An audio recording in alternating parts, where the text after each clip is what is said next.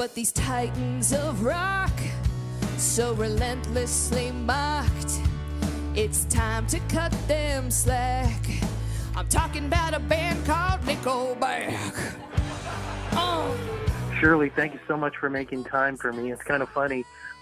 Just before we started, you said to me, I've got nothing but time, especially because as we speak, of course, Canada and everyone else around the world going through a really tough time, and a lot of people on lockdown. How are you? I'm doing pretty good. I have about 7 weeks of unplanned time at this point because my U.S. tour got canceled.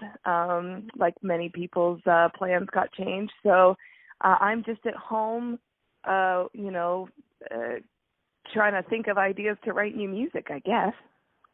I could only imagine what you could be. I'm just curious, are you writing anything about toilet paper? I'm just assuming maybe that might be something, since that seems to be what everybody thinks is gold, but in a lot of ways it's fool's gold.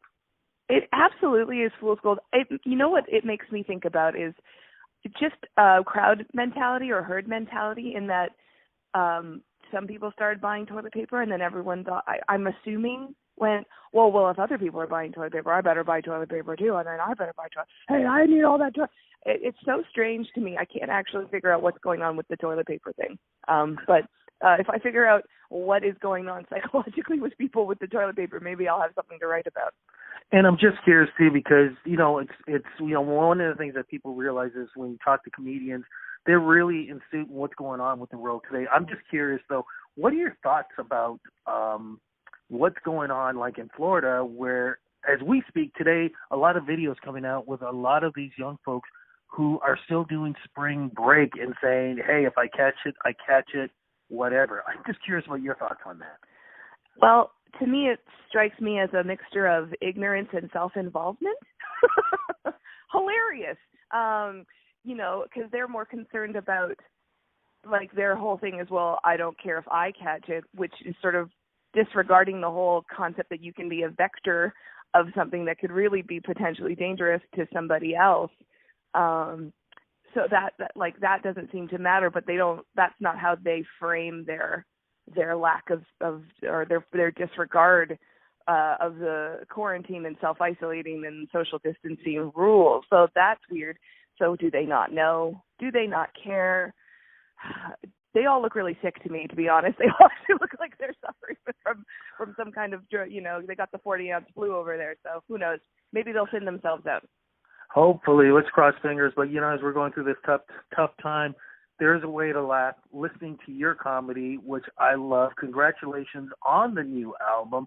How did you, before we talk about the album, and I want to get into your style and stuff like that, how did you get into comedy? Well, good question. I got into it for free alcohol.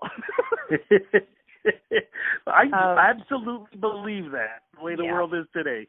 Yeah, and I was in my 20s, and I essentially was at the level where I would just be, funny at parties, and a friend of mine, she knew that when there was some guy playing Wonderwall, I'd grab the guitar from him and be like, no, and I have this silly song that I wrote.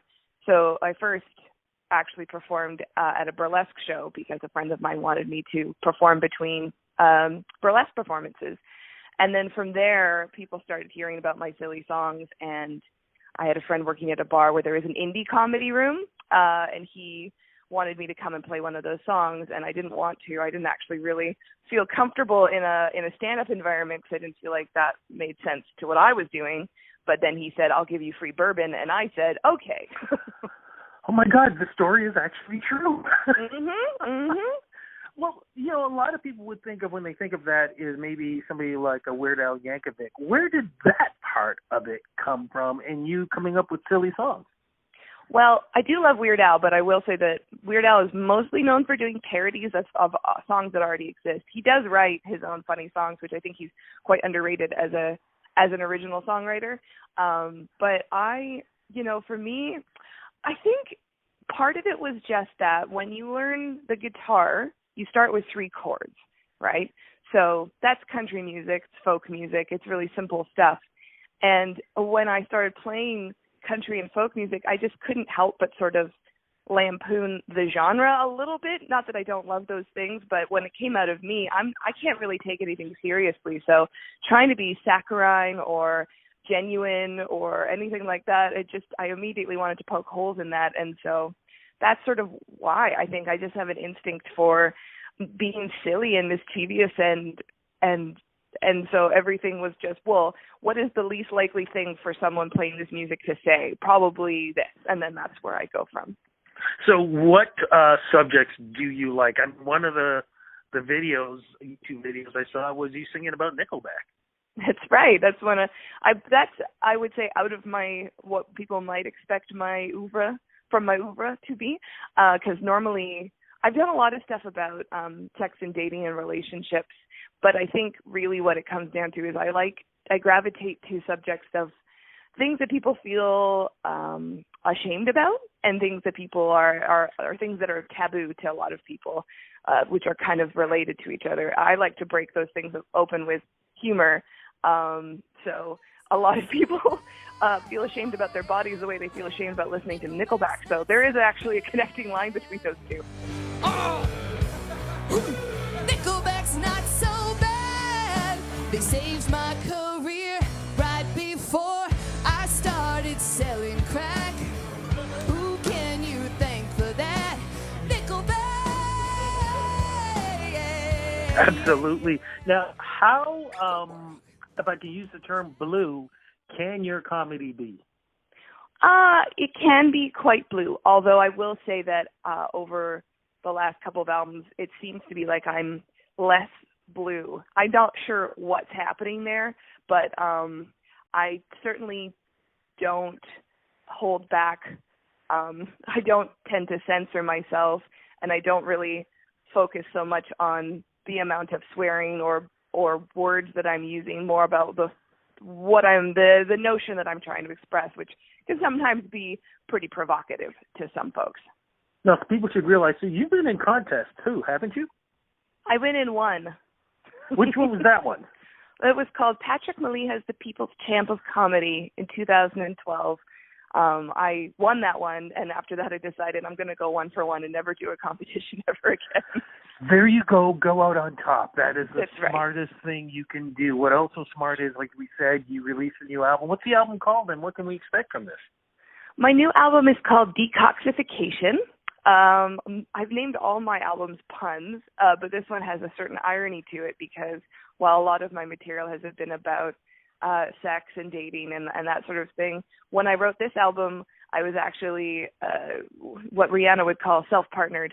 I was abstaining from any kind of dating or relationships of any kind while I wrote it, and all the answers to that are in the album, but as a result, I'm kind of exploring a whole bunch of themes about regaining confidence and self-esteem and, and a lot of stuff in between that too. Oh my goodness. Now is the time to listen to this, because I think we all need a good laugh. Where can we get this album right now? Well, it's available on all the streaming platforms. You can get it on iTunes, Google Play, that sort of thing. You can order it from the 604 Records store if you want a hard copy of it. And then all of those links are available through all my social media at Shirley Gnome. And once the world comes back to normal, you will be touring. Cross fingers. Social media is the place to go to find out what you're doing. And even if you're planning on doing anything on maybe Facebook or anything else, maybe a surprise show, where can we go to follow you? Yeah, I'm thinking about doing something in April. So, everything's at Shirley Gnome. Surprisingly, I'm the only person with that name, so I'm quite easy to Google. So just toss it in there. You'll find me. Shirley, thank you so much. Look, you be safe. Let's cross fingers that the next time we get a chance to talk, it will be in person. We'll be able to hug and never shake hands and everything else, and everything will be all good. Right back at you. Thank you so much. Stay well. Take care. Bye-bye. Bye. Fuck you, I can do whatever I want. I'm Chad fucking Kroger. Now get back to work, you stupid bitch.